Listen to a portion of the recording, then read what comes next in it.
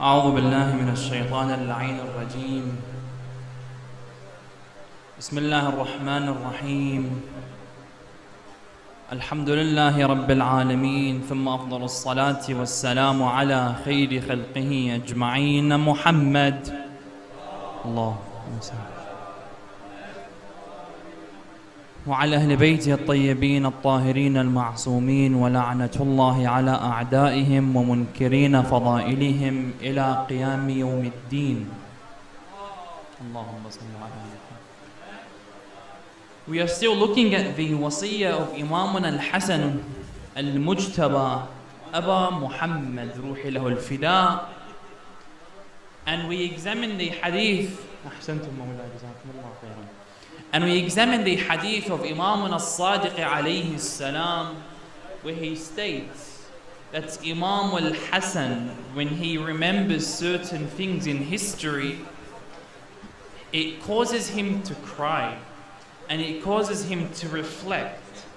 And then we explained, for an Imam who is ma'soom from Allah subhanahu wa ta'ala, sent down to the people, and him reacting in such a way explains to us that these circumstances that the Imam alayhi salatu wassalam goes through is a lesson and a teaching for us. It's been practically over a week since we last went through this hadith due to the musibah of Amir al-Mu'mineen salawatullah wa salamuhu alayhi. So I thought I would mention the hadith from the start, and inshallah we will continue from where the Imam alayhi salatu wassalam speaks about al-maut. An al-Sadiq alayhi salam an abaihi alayhi wassalam أن الحسن بن علي كان أعبد الناس في زمانه وأزهدهم وأفضلهم. Imam al-Sadiq alayhi salam is stating that Imam al-Hasan in his time was from the zuhad, from the people that were most humble. And we explained that Imam al-Hasan on 3 occasions, there are more occasions, but for the safety's sake, on 3 occasions Imam al-Hasan alayhi salam left all his wealth, his house, everything, and he gave it to the poor people. وَكَانَ إِذَا حَجَّ مَاشِيًا. And if Imam al-Hasan would go to Hajj, he would be barefoot. وَكَانَ إِذَا ذَكَرَ الْمَوْتِ بَكَى. And if Imam al-Hasan alayhi salam mentions death, he cries. I mentioned a few hadiths last week on the importance of mentioning death. On the importance of mentioning death, and why death is a very, very important reminder for us. If we put this hadith on the side, Al-Allama al-Majlisi radwanullah ta'ala alayhi mentions in al-Bihar al-Juz' al-Sadis, he mentions in relation to death, and what hikmah, what wisdom is there behind death. Some of us might come out and say, you know, I have my mother, I have my father, they're quite elderly. Why does Allah subhanahu wa ta'ala have to take their lives away? Allah subhanahu wa ta'ala is Rahman Rahim. Why can't He just extend the lives of our ancestors? Why can't they all just be present with us? And we can all live as one big ashira in our own community. It's a question that we might all ask. Why do my parents have to die? Imam al-Sadiq alayhi salam answers this. And when the Ahlul Bayt speak, they are speaking with wisdom. They are speaking with ma'rifah. Alayhim afdalu salati was salam. Imam al-Sadiq says, إن قوما أتوا نبيهم أو نبي لهم فقالوا ادع لنا ربك يرفع عنا الموت. Imam al-Sadiq alayhi salam says that there was once a group of prophets, and there were people living in their times. They went up to this prophet and they said to him, O Prophet of Allah, pray to Allah for us, make dua, say, oh Allah, remove from my ummah the concept of death. فدعا لهم فرفع الله تبارك وتعالى عنهم الموت. So Allah subhanahu wa ta'ala, after hearing his Prophet make dua, oh Allah, remove death from amongst us, Allah subhanahu wa ta'ala removes death. What does this mean? That no one dies anymore. وَكَثَرُوا حَتَّى ضَاقَتْ بِهُمُ الْمَنَازِلُ وَكَثَرَ النَّسَلِ. Imam al-Sadiq says that it reached such an extent. It reached such an extent that the houses were becoming full. Why? Because you have the father, the father's father, and the father's father's father, and every father, mashallah, from the Arab tribe has at least 20 kids, 20, 40, 60, 80 people in one house. This is congesting the place. Imam al-Sadiq says, then they went back to the Prophet. They said to him, O Prophet of Allah, make dua that Allah subhanahu wa ta'ala doesn't extend the life of all of us, because it creates a problem. So the Imam says that the hikmah behind death is that everything moves in a coordinated manner. Meaning, just because we love our parents doesn't mean they can all stay behind. You know what that means? That if there are 4 grandparents in the house for your 4 generations prior, it means every new child that comes has to go and work and provide for all of these family members. In the current climate that we're living in today, we can barely feed ourselves, yet alone our wives and our children, yet alone our 4th grandfather. So the Imam says that in this way, death is a form of rahmah to the people. And I made a mistake. وَكَفَرَ النَّسَلِ. The extending of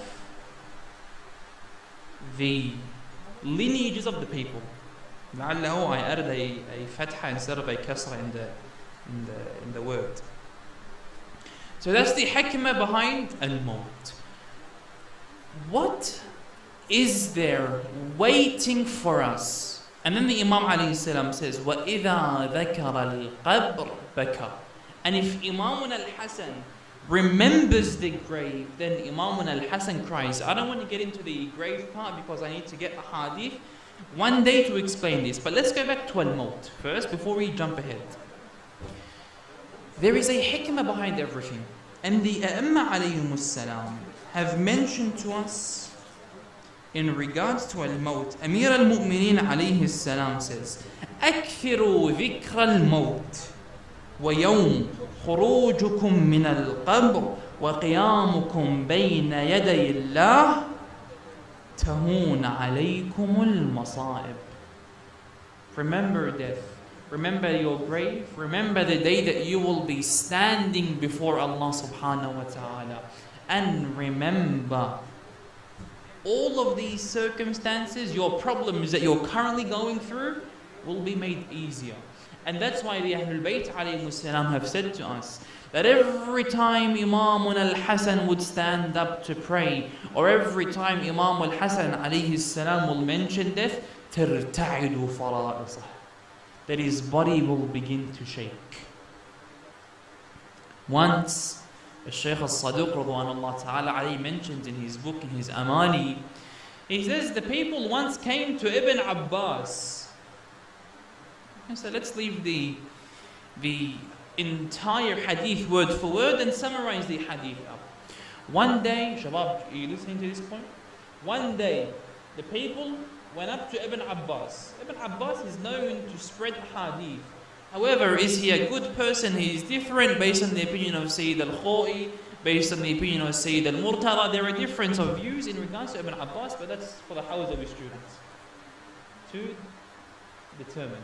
One day they came up to Ibn Abbas. They said to him, "Oh Ibn Abbas, why are you taking this person as a friend of yours? This person is a bad man. Don't befriend him." Ibn Abbas says to them, "Why? Why are you guys saying such a thing?" "Oh Ibn Abbas, this man that you are his friend, at night he goes to the cemetery and he begins to dig the graves of people up." It's a musibah. This man is digging the grave of other people. Ibn Abbas says to them, when you guys see him next going to the cemetery, come to my place, knock on the door, and I will go. And I want to see, is it true that this man is really digging out the graves or not? They say one night Ibn Abbas was informed that his friend is going to the cemetery. So Ibn Abbas goes along. Ibn Abbas is hiding behind the wall. He's trying to see what's taking place. Is my friend Suluk, is he really someone that digs up the graves of others or not?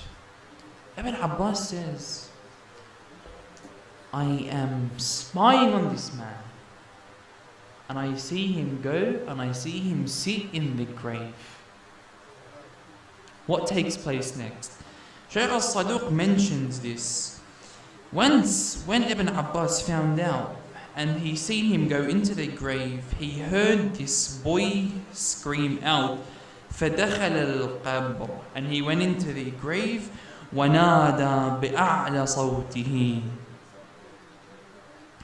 and the man began to scream out with his loud voice, إِذَا وَيْحِي إِذَا دَخَلْتُ لَحْدِي وَحْدِي وَأَنْطَقَتُ الْأَرْضُ مِنْ تَحْتِي.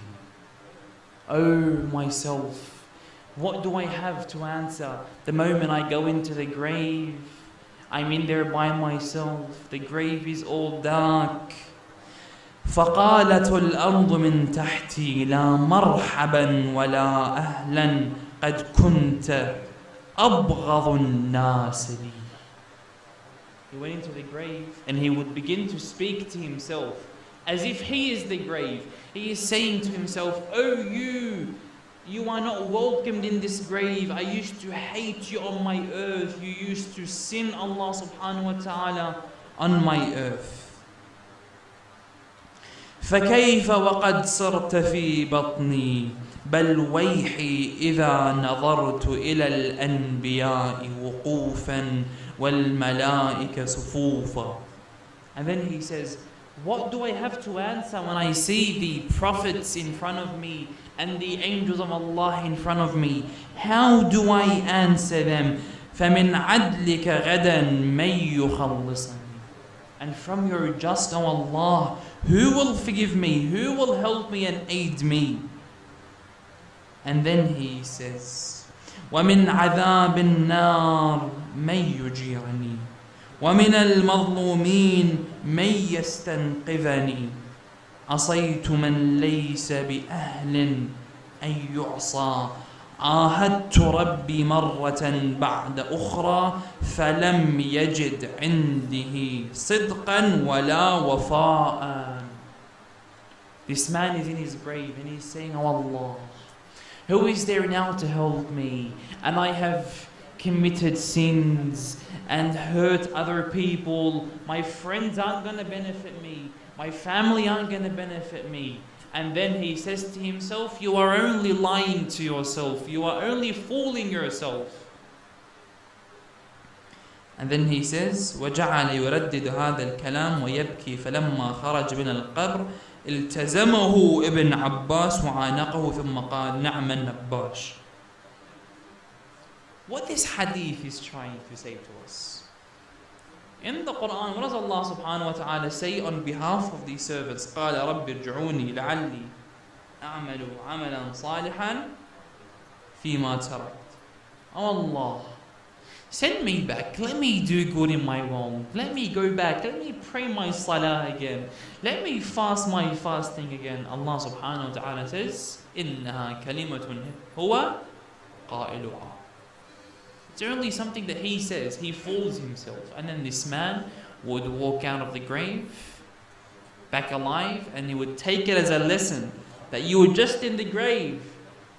You've been given another chance. Go out in this world. Be good to your parents. Be good to your friends. Be good to everyone that's around you.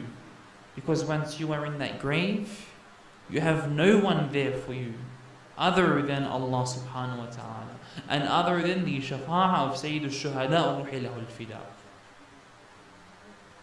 They are the only ones that can help and aid us in this circumstance. So it's very important to understand that what's to come next is very scary. And Imam al-Hassan used to warn us. And he would say to us, be very, very, very careful with what takes place. Don't speak about anyone. From within the story that Shaykh al-Saduq mentions in his book Al-Amali, we can take, don't judge everyone based on what you see. They claim that this man was a bad person. And in the end, he turned out to be a good person. Why? No one knows the reality of everything.